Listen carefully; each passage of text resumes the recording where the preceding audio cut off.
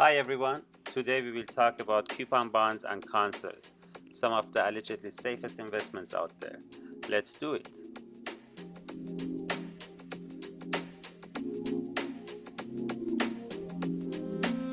Okay, let's start with the coupon bond. In this picture, you see a coupon bond from 1898. But what exactly is a coupon bond? So you have essentially a bunch of coupon payments that are due regularly. In the good old days, you would just rip off that coupon, would literally go to the bond issuer and receive your interest every 3 months or every year or whenever that coupon was due.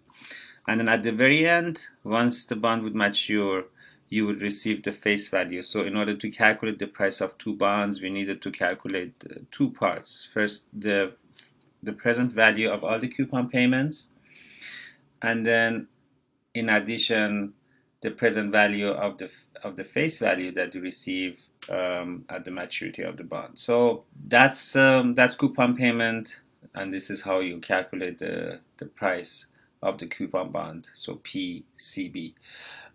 Consoles, as I mentioned, they you never receive the face value back, but you receive instead forever interest.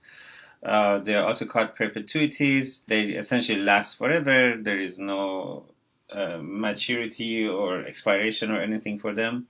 So the borrower pays only interest, never repays the principal. U.S. government sold consoles back in the 1900s, but they have bought them all back. However, there are some consoles from the British government still around, and the way we calculate the price of console is we have to essentially make the present value of all the future interest payments. It's actually pretty easy, that formula, to calculate it, because since all the future payments are the same every month, is a kind of a shortcut. The price is simply the payments divided by interest rate. And okay, that shortcut works only if we assume that market interest rate also remains constant forever.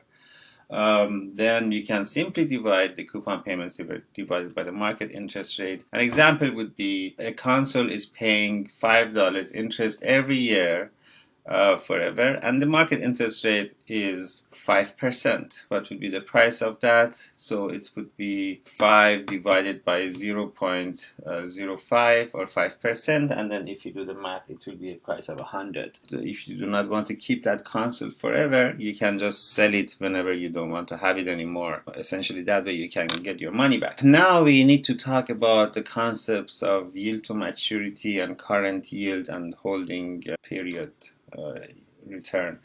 Yield to maturity is When? you essentially look into the investment with the thought, if I buy the bond today and I keep it all the way until maturity, what would be the return on my investment of holding the bond all the way through the maturity? So for example, if the bond is due in 1 year and it is giving only one coupon of 5%, you want to do the calculation, you have to discount all those payments. So the price that you paid, if it's, let's say, $95, and you get a $5 coupon after a year, and also since the maturity of the bond is in a year, you get also the $100 back in a year. So you have to build the present value of that $5 and of that $100.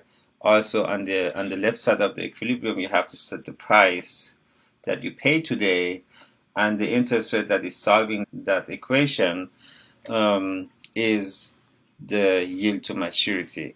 Let's do an example soon, and then it makes it easier. So let's say you pay $95 for a $100 face value bond, and you receive the interest payment as well as the increase in value from 95 to $100. So essentially, because you pay today $95, the face value is $100.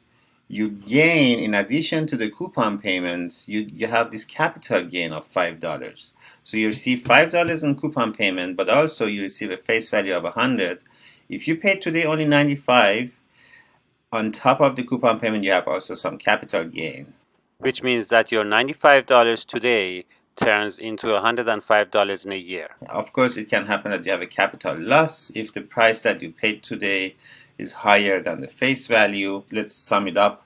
If the price that you pay for the bond is the same as the face value, it means you do not have any capital gain, nor do you have any capital loss. So your yield to maturity is the same as the coupon rate. If you pay more than the $100 face value, then you have some capital loss. So it means your yield to maturity will be less than the coupon rate. So because, for example, you paid here $102, but you receive the $5 coupon plus $100 only in the after 1 year. So $5 coupon, that's 5% coupon rate, right? But you paid 102 and you receive 105. So you have $2 capital loss plus the $5 coupon rate. Your yield to maturity would be something a little bit slightly less than 3% in that case, which is less than the 5% coupon rate that you have. And then if the bond price is less than $100, your yield to maturity would be larger than the coupon rate. So as the bond price goes up, yield to maturity goes down.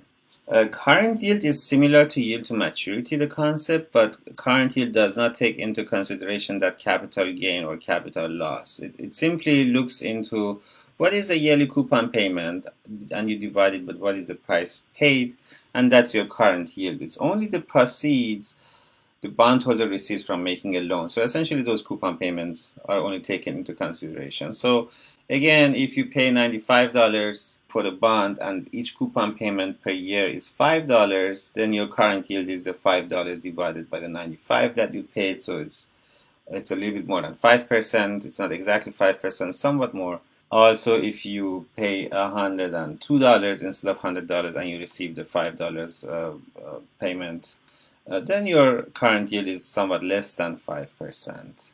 So here is the example. Let's say you pay $99, you receive $5 coupon payment. So 5 over 99, it would be 5.05%. What is your yield to maturity? Well, in this case, in addition to the 5.05% current yield, you also have $1 capital gain. On your $99 that you invested, you have to also count that capital gain. So your yield to maturity would be 6.006 instead of 5.05. So yield to maturity is higher than current yield if the price that you pay for the bond is less than the face value of that bond. And that's what you see here. Current yield would be less than the yield to maturity. Is the price of the bond equal the face value? There is no capital gain or capital loss, so your current yield would be equal to your yield to maturity, and that is equal to the coupon rate. Is the price that for the bond that you pay higher than the face value?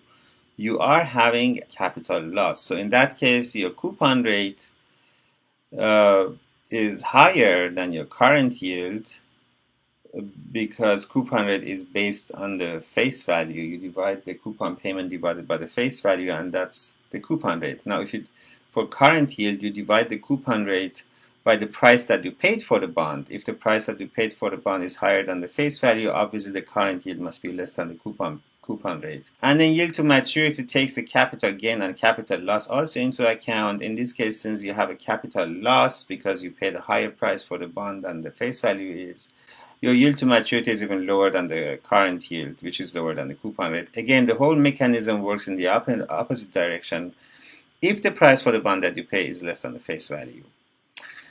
Last but not least, we have the holding period return, which is essentially similar to yield to maturity. Yield to maturity was calculating essentially your yield if you hold that investment all the way until maturity.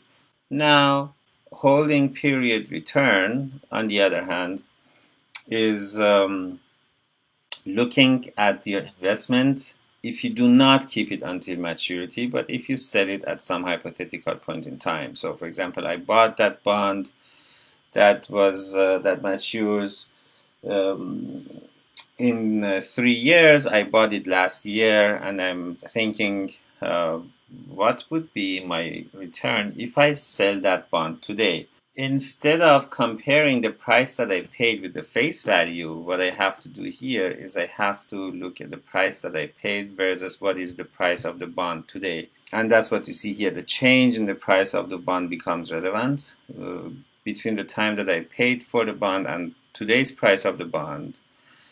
And then, of course, I have to take into consideration as well the yearly coupon payments, all of them divided by the price that I paid, and that gives me essentially the holding period return. In other words, it's the current yield plus the capital gain, but the capital gain is in opposite to yield to maturity. The capital gain was calculated between the price when you buy the bond and the face value when the maturity of the bond is there and you receive the face value. In holding period return, the capital gain is calculated between the price that you paid for the bond and what is it worth at this moment when you're calculating the holding period return. That's the difference. So it's crucial to understand the difference between the coupon rate, current yield, yield to maturity, and holding period return.